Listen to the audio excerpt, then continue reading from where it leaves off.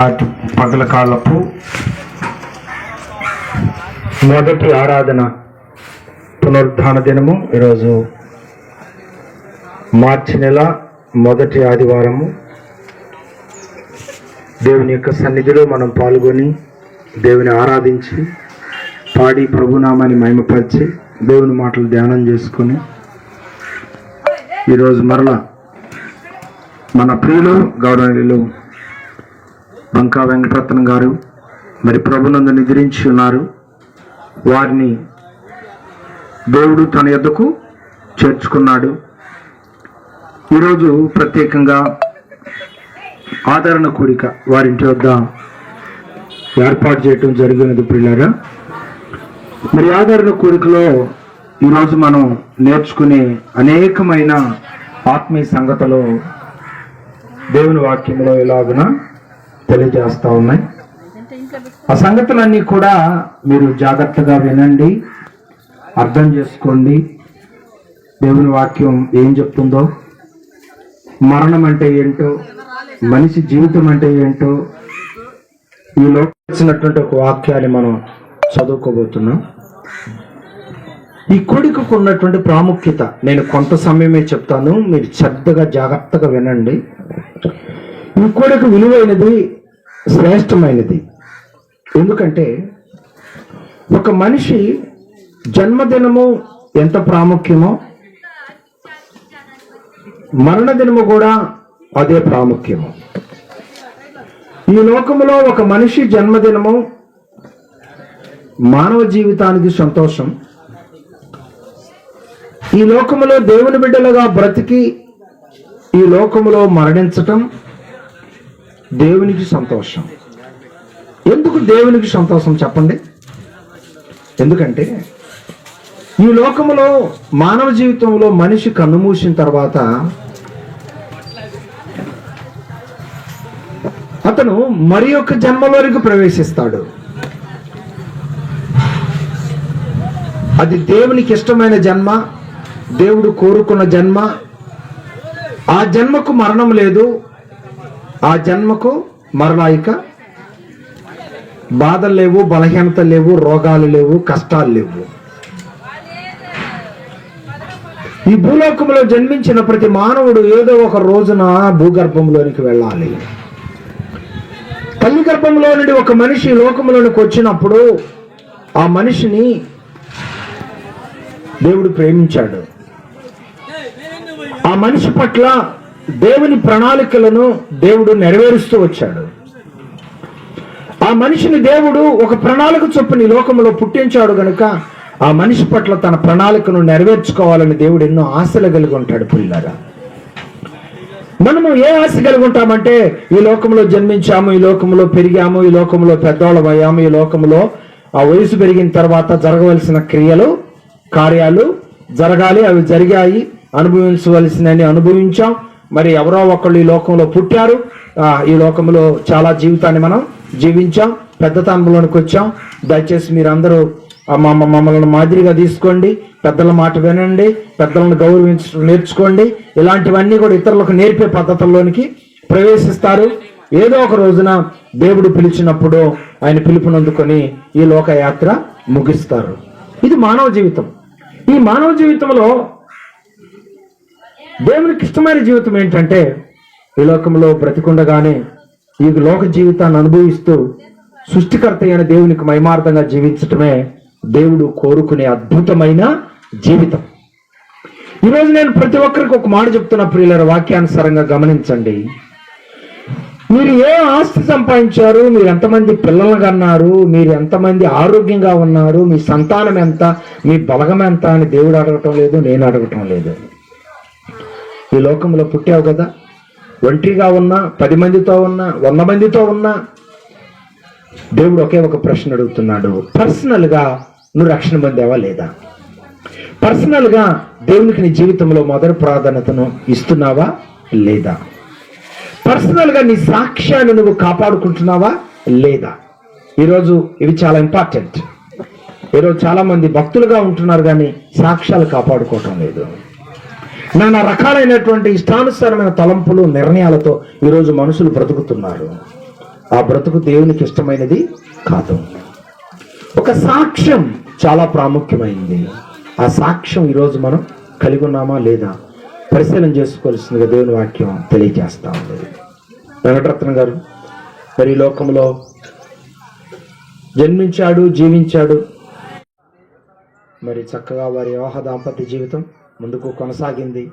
ఎన్నో బాధలు, ఎన్నో బలహీనతలు మధ్య కుటుంబ వ్యవస్థను తర్వాత వారి ఏడుపు, వారి బాధలు, వారి కష్టాలు అవన్నీ కూడా చూసుకుంటూనే వచ్చాను. ప్రియులారా, ఎన్ని బాధలు, ఎన్ని బలహీనతలు, ఎన్ని కష్టాలు వచ్చినా వారి కుటుంబాన్ని ముందుకు నడిపించుకుంటూ క్రమముగా ఈ లోకంలో అడుగులు ముందుకు వేయటం జరిగింది. అలాగే మరి తన బిడ్డల ఎడల దేవుని ప్రణాళికలను దేవుడే నెరవేర్చి ముందుకు నడిపించడం కూడా జరిగిందని మరి ప్రభుపేట నేను కోరుతా ఉన్నాను. అలాగే వెంకటరత్నం గారి గురించి నేను పరిచర్య పరంగా చెప్పవలసినటువంటి మంచి మాటలు ఏంటంటే, మరి వారు దైవజనుడిగా నేను మీ మధ్యలోనికి వచ్చిన కాడ నుంచి మరి నేను ఎంతగానో ప్రేమించినటువంటి వ్యక్తి. పెద్దలలో వాస్తవంగా నన్ను కానీ పరిచర్యని కానీ ప్రేమించిన వారు ఎవరంటే అందరూ పెద్దోళ్ళే. మొట్టమొదటిగా అందరూ కూడా పెద్దవాడేనండి. మరి మన కుటుంబంలో ఉన్నటువంటి అందరూ పెద్దవాళ్ళు నన్ను ఎంతగానో ప్రేమించారు, ప్రోత్సహించారు. అని పరిచర్యలో ముందుకు వెళ్ళే విధంగా ఎంతగానో వారి ప్రేమను, ఆప్యాయతలను చూపిస్తూ వచ్చారు. అలాగే మరి వెంకటరత్నం గారు కూడా వీరి కుటుంబాల్లో పెద్దవారు. వెంకటరత్నం గారు మరి పరిచర్య విషయంలో నానా రకాలైనటువంటి సమస్యలు సృష్టించారు. ఎవరికి ఇష్టం వచ్చినట్టు మాట్లాడటం, ఎవరికి ఇచ్చినట్టు వాళ్ళు ప్రవర్తించటం ఈ లోకంలో మన పట్ల జరుగుతూ వచ్చాయి. ఎంతోమంది ఎన్నో మాటలు మాట్లాడుతూ వచ్చారు. కానీ వెంకటరత్నం గారు పెద్దవారు ఏనాడు కూడా మరి ఈ లోక సంబంధమైనటువంటి వాళ్ళ మాటలు విని ఎన్నడూ నన్ను ఒక మాట కూడా అనలేదు. సరే, నాకు వ్యతిరేకమైన ఆలోచనలు, పరిచర్యకి వ్యతిరేకమైన ఆలోచనలు,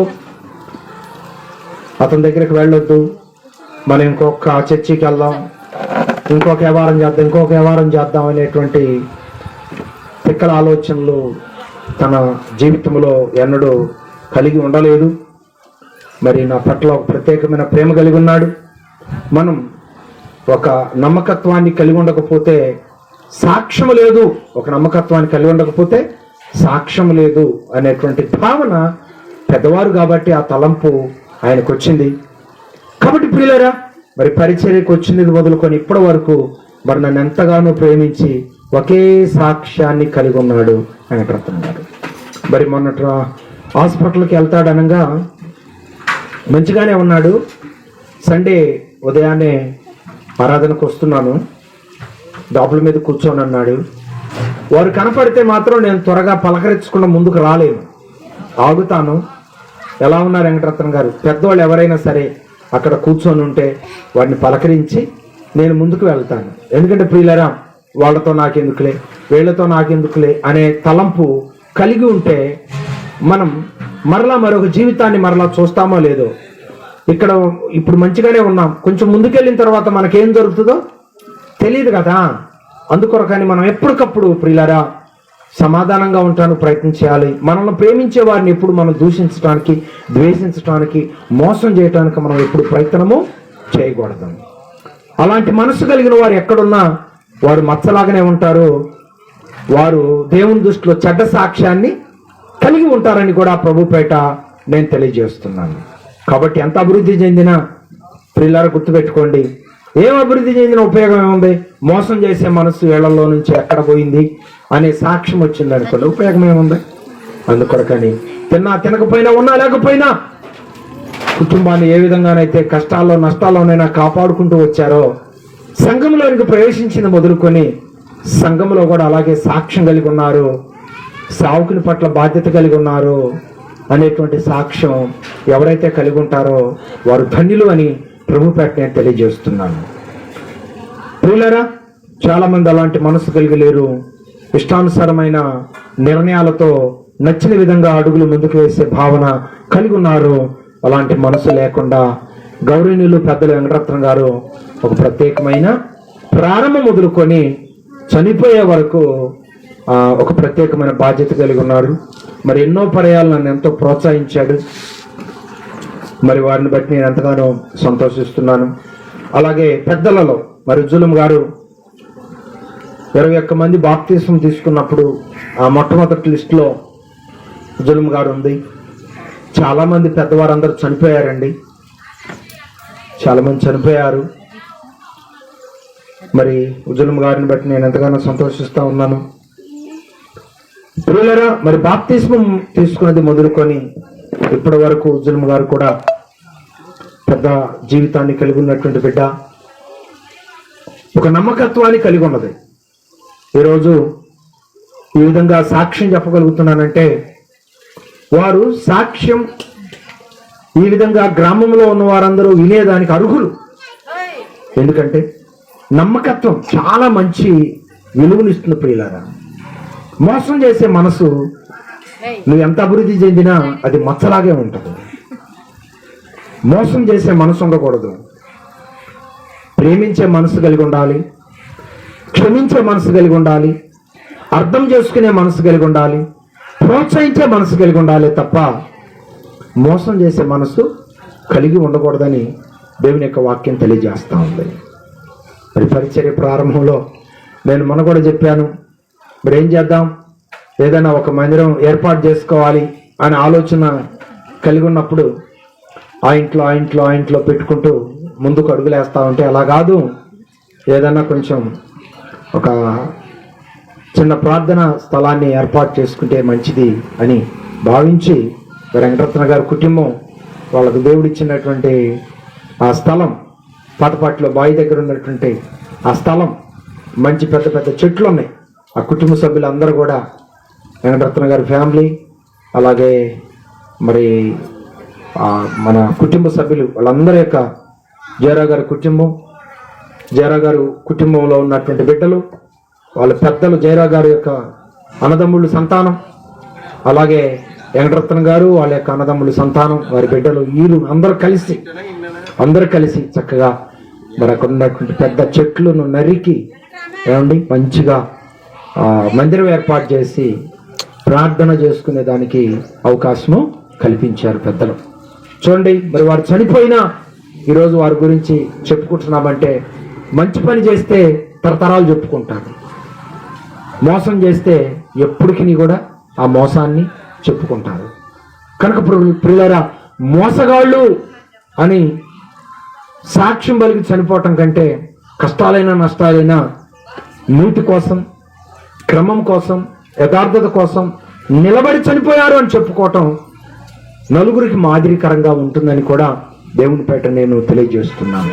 కాబట్టి ప్రియులారా, ఆ విధమైనటువంటి విధానం మనందరం కూడా కలిగి ఉండాలి. ఎప్పుడు ఏ సమయంలో ఏం జరుగుతుందో ఎవరికి తెలియదు కనుక మంచి సాక్ష్యము కలిగి ఉండాలి. ఆ అరుగుల దగ్గర కూర్చున్నప్పుడు నేను అన్నాను, వెంకటరత్న గారు ఎలా ఉన్నారు, ఆరోగ్యం బాగుందా? అయ్యా బాగానే ఉందయ్యా, నేను బాగానే ఉన్నాను. కాకపోతే ఎప్పుడైనా కాస్త ఆయాసం వచ్చింది, అంతా బాగానే ఉన్నాను. అయితే నేను ఒక మాట చెప్పాలనుకుంటున్నా, కొంచెం దేవునికి మహిమార్థంగా జీవించడానికి బాప్తిస్మము తీసుకోవాలి, దేవుని బిడ్డలుగా మారాలి అని చెప్పంటే అయ్యా తీసుకుంటానయ్యా అని చెప్పాను అన్నాడు. ఉజ్జలం గారితో కూడా ఈస్టర్కి తీసుకుందాం బాప్తిస్మం అన్నాడంట. శుక్రవారం రోజు నేను ఉజ్జలం గారిని పలకరించి ప్రార్థించి వెళ్ళటానికి వస్తే మరి వారు ఆ మాటలు చెప్పడం జరిగింది. చూడండి ప్రియులారా, నేను ఒక మాట చెప్తాను, అదేంటంటే అనుకోకుండా సంభవించినటువంటి మరణం గనుక ఆయన హృదయంలో ఒక మంచి తీర్మానం ఉంది గనుక ఆ తీర్మానాన్ని దేవుడు అంగీకరించాడు, ఆ తీర్మానాన్ని దేవుడు ఇష్టపడ్డాడు, దేవునికి మహిమార్థంగా దేవుడు ఆయన అంగీకరించబడ్డాడు అని నేను నమ్ముతున్నాను, నేను విశ్వసిస్తూ ఉన్నానని కూడా మరి ప్రభు పేట నేను తెలియజేస్తా ఉన్నాను. వారి యొక్క చిన్న పెద్ద పిల్లలు కూడా నిజంగా ప్రియులారా, మరి గౌరవనీయులు చిన్న కోటేశ్వరరావు గారు కూడా ఎంతో మంది ఎన్నో విధాలుగా ఆయన్ని మాట్లాడి బలహీనపరచాలని ప్రయత్నం చేసినప్పుడు కుటుంబాలలో మరణించే వరకు ఒక నమ్మకత్వాన్ని కలిగి ఉన్నారు. సంఘం పట్ల, దేవుని పట్ల ఒక నమ్మకత్వాన్ని కలిగి ఉన్నారు. ప్రియులారా, మరి దేవుడిచ్చినటువంటి వాగ్దానాలు ఏంటంటే క్రియలను బట్టి దేవుడు ప్రతిఫలాలు ఇస్తాడు.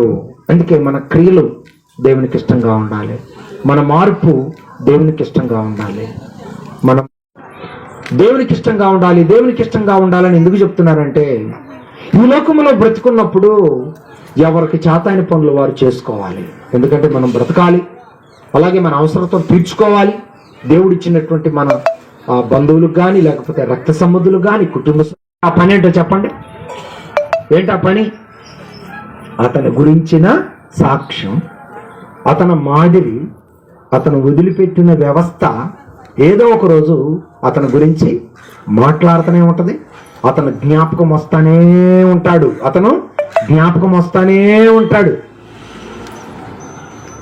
ఏదో ఒక సందర్భంలో జ్ఞాపకం వస్తానే ఉంటారు.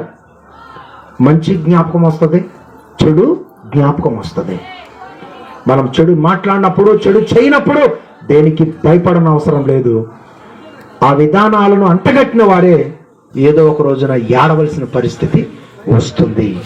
కాబట్టి మన సాక్ష్యం ఎప్పుడూ దేవునికి ఇష్టంగా ఉండాలని దేవుని వాక్యం తెలియజేస్తా ఉంది. ఈరోజు చెడ్డవారై ఉండి ఇతరుల గురించి చెడ్డగా మాట్లాడే మనసు మార్చుకోవాలి. దయచేసి చెడ్డవారై ఉంటారు, కానీ ఇతరుల గురించి చెడ్డగా మాట్లాడటానికి ప్రయత్నం చేస్తారు. వాళ్ళు మంచోడు కాదు, వీళ్ళు మంచోడు కాదు అని చెప్పి నిందలు వేయడానికి ప్రయత్నం చేస్తారు. కానీ నిందలు వేసేవాళ్ళు ఏమైనా మంచోళ్ళు అంటే వాళ్ళు మంచోళ్ళు కాదు. అంటే స్వార్థం అన్నమాట, వారవలేనితనం.